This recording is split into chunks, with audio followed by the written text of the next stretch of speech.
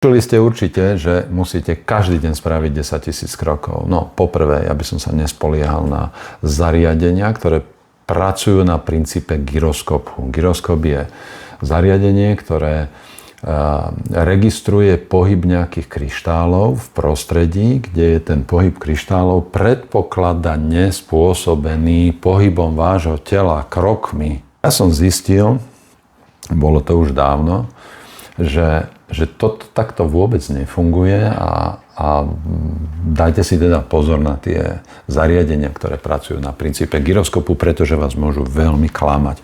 Pretože ak by ste toto robili napríklad tak od nervozity, tak vám takéto hodinky alebo iné zariadenie, ktoré pracuje na princípe gyroskopu, tak vám to všetko bude počítať ako kroky. No a takto sa môžete prekračať aj 20 000 krokov za deň bez toho, aby ste urobili jediný krok. Hýbte sa čo najviac, všelijako, a to je podľa mňa lepšia rada.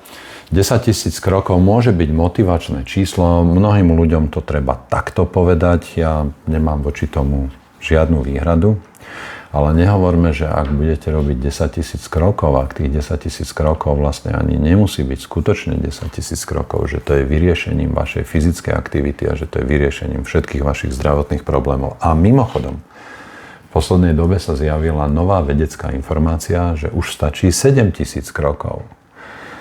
Tak sa obávam, že ak to pôjde takto ďalej, tak zase skončíte na tom gauči, lebo ja na tom gauči neskončím. Dôležité je, aby sme rozumeli, že človek nie je bytosť, ktorá je stvorená na to, aby sedela, pololežala a ležala 20 hodín denne.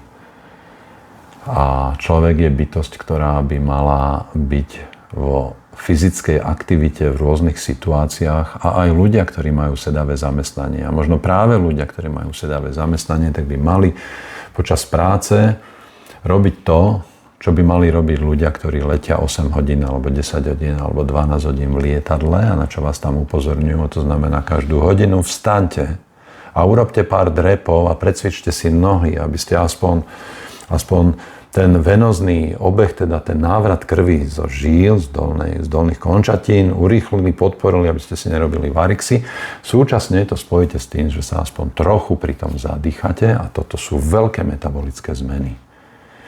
10 000 krokov za deň, fajn. 7 000 krokov za deň, fajn. Dôležité sú aj iné aktivity a dôležité je, aby ste nesedeli v kúse ideálne dlhšie ako hodinu a rozhodne nie dlhšie ako 2 hodiny. Nikdy.